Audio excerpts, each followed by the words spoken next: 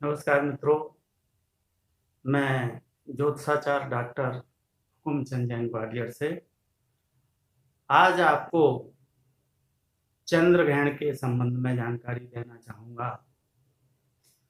26 मई वैशाख शुक्ल पूर्णिमा बुधवार को इस वर्ष का पहला चंद्र ग्रहण लगने जा रहा है। तो मित्रों, चंद्र ग्रहण कैसे लगता है, इसका भारत में किन बातों पर असर होगा, राशियों पर क्या असर होगा, इसका सूतक का समय क्या रहेगा और यह अपने क्या अच्छे और बुरे प्रभाव छोड़ेगा, इसी की जानकारी आज हम आपको देना चाहेंगे।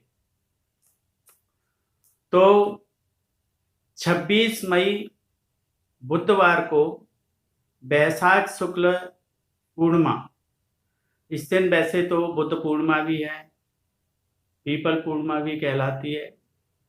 तो पूर्णिमा के दिन ही चंद्र ग्रहण लग रहा है और ये ग्रहण कैसे लगेगा, क्या असर देगा, आपकी राशि पर क्या असर देगा, यह हम समझना और जानना चाहते हैं। तो मैं आपको बताऊं कि चंद्र ग्रहण कैसे लगता है। जब सूर्य और चंद्रमा के बीच पृथ्वी आ जाती है तब चंद्र ग्रहण लगता है। यह एक खगोलीय घटना है और पृथ्वी से जितना चंद्रमा पर पृथ्वी की छाया रहती है उतना उतना भाग चंद्रमा का लाल और अधिक जब पूरा पृथ्वी ढक लेती है तो काला भी हो जाता है, काला सा दिखाई देता है। जैसे जैसे बाहर होता है तो वह फिर अपनी पूर्व स्थिति में आ जाता है, उसका रंग साफ होता जाता है। और जब ये पूर्ण रूप से पृथ्वी की छाया इस पर नहीं आती तब है चंद्र ग्रहण। उस स्थान पर मान्य होता है जितनी जितनी इसकी रंग बदलता है, पृथ्वी की छाया इसके ऊपर आती है, उतना उतना इसका ग्रहण का उन स्थानों पर प्रभाव देखने को मिलता है। तो इसे एक महत्वपूर्ण खगोलीय घटना कहते हैं। जब सूर्य, पृथ्वी और चंद्रमा एक ही सीध में आ जाते हैं तब चंद्र ग्रहण लगता है। और जिन स्थानों पर चंद्र ग्रहण लगता है उन्हीं स्थानों पर धार्मिक इसकी मान्यता होती है, सूतक पातक होता है। और जिन स्थानों पर चंद्र ग्रहण नहीं लगता उन स्थानों पर सूतक पातक और धार्मिक मान्यता इसकी नहीं होती। इसके अच्छे या बुरे प्रभाव, कोई भी प्रभाव होते हैं नहीं होते, राशियों पर क्या फर्क पड़ता है, ये भी चंद्रमा जिन जिन स्थानों पर ग्रसित होता है उन क्षेत्रों पर, उन शहरों में, उन एरिया में, उन राज्यों में, उन देशों में उनके स्थानीय मान्यताओं के अनुसार सूतक और पातक को मान्य किया जाता है। तो मित्रों, भारत में 26 मई पूर्णिमा को जो चंद्र ग्रहण होने जा रहा है उसकी धार्मिक मान्यता सूतक और पातक भारत में इस बार मान्य नहीं है, क्योंकि पूर्ण रूप से इसको चंद्र ग्रहण की संज्ञा में नहीं माना गया है। ये भारत के केवल पूर्वी सुदूर भागों में जैसे त्रिपुरा, पश्चिम बंगाल, अरुणाचल प्रदेश, आसाम, मेघालय, मणिपुर, नागालैंड, मिजोरम, उड़ीसा के पूर्वी भागों में आंशिक ग्रस्त उदित दिखाई देगा। भारत में ग्रहण का स्पर्श दिखाई नहीं देगा, केवल समाप्त होते हुए ग्रहण को देखा जा सकेगा। और जब जिन स्थानों पर भी ये समाप्त होते हुए ग्रस्तोदय दिखाई देगा, उन स्थानों पर भी ये पूरी तरह से ग्रहण के रूप में दिखाई नहीं देगा। वहाँ हल्के मटमैले से धूल के कणों से नजर आएंगे तैरते हुए इसके ऊपर। इसको ग्रहण की संज्ञा में नहीं मानते हैं। और उन स्थानों पर मात्र 18 मिनट के लिए इस प्रकार की स्थिति चंद्रमा की वहाँ बनेगी और इन 18 मिनटों में ही ये खगोलीय घटना घटेगी। उसी पर खगोलविद अपने शोध और उस नज़ारे को देखेंगे और उस पर अपने अपने शोध अपने लिए एकजुट करके और उनका अध्ययन के लिए उनको रखेंगे। जहां ग्रहण दिखाई नहीं देगा, वहां उपरोक्त क्षेत्रों पर जहां ग्रहण दिखाई देगा, उन स्थानों पर वहां के व्यक्ति सूतक को मान्य करते हैं, नहीं करते। कुछ लोग अलग अलग उनके मतांतर होते हैं। लेकिन जब हम कहते हैं कि इसको ग्रहण मान्य नहीं है, ग्रहण की संज्ञा इसको नहीं कहा गया है भारत में, तो सूतक और पातक मान्य होने की कोई आवश्यकता पूरे भारत में नहीं है। नहीं उन स्थानों पर राशियों पर भी कोई प्रभाव होगा, अच्छा और बुरा। जहां ग्रहण दिखाई नहीं देगा वहां तो कोई प्रभाव राजनीतिक, प्राकृतिक, वर्षा, अवर्षा अथवा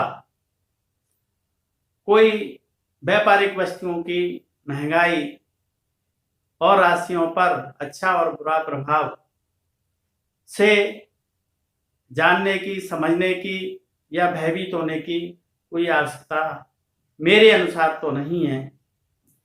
क्योंकि जब हम उसको ग्रहण की मान्यता नहीं दे रहे, माद ग्रहण इसको बोलते हैं कुछ शास्त्रकार, और कुछ कहते हैं इसको हम ग्रहण मानते ही नहीं है। जब हमारे यहाँ ग्रहण है नहीं तो फिर उसके प्रभाव भी नहीं होते।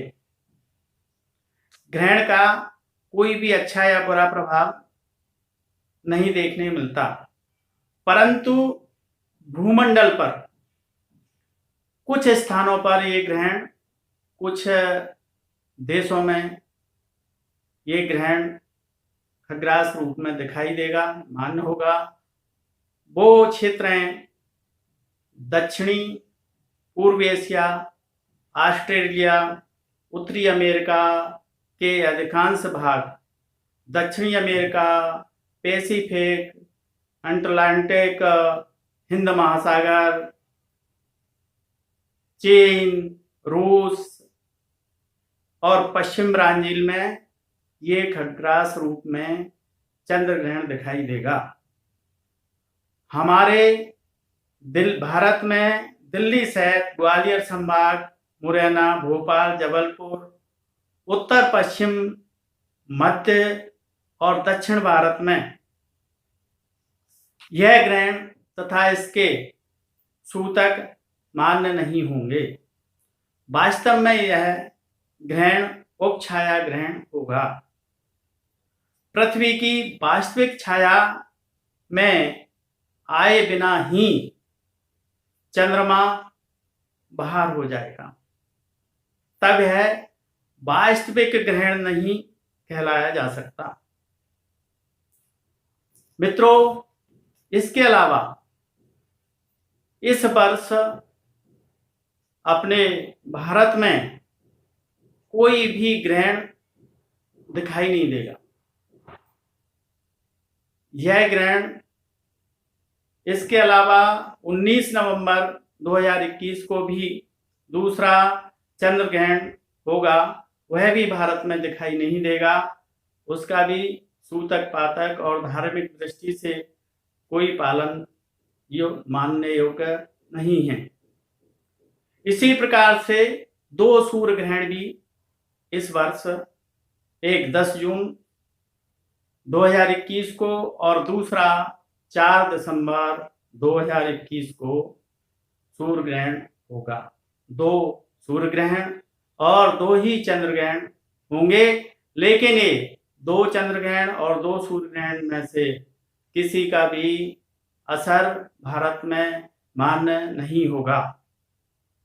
चंद्र ग्रहण और सूर्य ग्रहण ये इस बार ग्रहणों के कृपावाद से हमें भयभीत होने की कोई भी आवश्यकता नहीं है। वैसे कहा जाता है कि ग्रहण ठीक नहीं होते। जब जब ग्रहण हुए हैं, नाम ही ग्रहण है, जैसा नाम वैसा कुछ असर वैसा कुछ काम। तो ग्रहण पड़ने से राशि वाले पूछते हैं हम क्या, हमारी राशि के लिए क्या कैसा रहेगा। व्यापार के लोग पूछते हैं किन वस्तुओं में तेजी होगी, किन में मंदी होगी, किन के व्यापार की चाल वस्तुओं की बदलेगी या राजनीति की चाल बदलेगी, किस राज्य में उठापटक हो सकती है। तो ऐसा इस बार 2 चंद्र ग्रहण और सूर्य ग्रहण की वजह से नहीं होगा, क्योंकि वो भारत में पूर्ण तरह से उनको कोई मान्यता नहीं होगी। इसलिए ग्रहण को लेकर के, ग्रहण को जोड़ करके राशियों का, प्राकृतिक आपदाओं का या राजनीतिक उठापटक का कोई लेना देना मैं समझता हूँ कि इस बार 2021 में नहीं होना चाहिए। ऐसा मेरा अपना स्वयं का एक अध्ययन है। मित्रों, आज मैंने आपको चंद्र ग्रहण के बारे में जानकारी दी और आप से आशा करता हूं कि आप मेरे YouTube channel astro HC Jain को सब्सक्राइब और लाइक अवश्य करेंगे और इसे आप आगे ज्योतिष, धार्मिक, वास्तु और टिप्स संबंधित ज्ञान के लिए देखते रहिए। सभी को मेरा नमस्कार।